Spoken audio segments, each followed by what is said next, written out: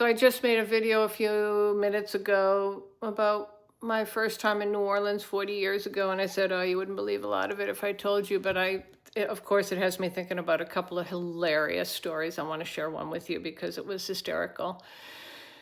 We did a lot of back and forth up St. Charles Avenue from the French Quarter to Tulane. It's a lot of traveling back, not a lot, but it's just, we had to drive by a lot of places. We had all these bars we stopped along the way because we were 22 and we were drinking. It was Halloween in New Orleans. It was nuts. One of the places we went to was called Flamingos. It was a gay bar on St. Charles Avenue, and it was owned by these two old queens that wore like stuff my Aunt Mary wore. She was born in the early 1900s, like gloves and matching coats and dresses and hats and the whole shebang. Anyway, they owned this bar, and they had a drink there called a hole-in-one, and it was $17 40 years ago. $17.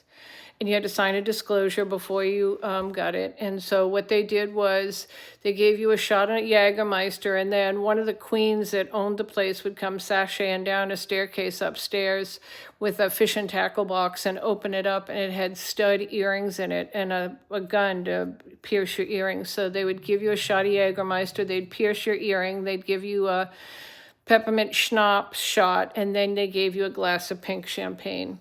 And it was hilarious because the rest of the time that we were walking around the French Quarter and doing all the things that we were doing, we could always tell who had been to, it's called Lucky's now, who had been to Flamingos because they were walking around with infected ears. It was hilarious. And one of the most genius marketing ideas I've ever seen in my life. Now, come on.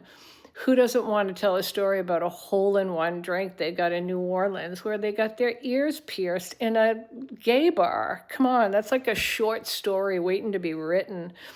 The whole 4 days I was here is like one event like that after another, and it's really easy to fall into a space of admiration when you have some really cool first-time life experiences in a really cool city. Thanks for listening. Happy Halloween.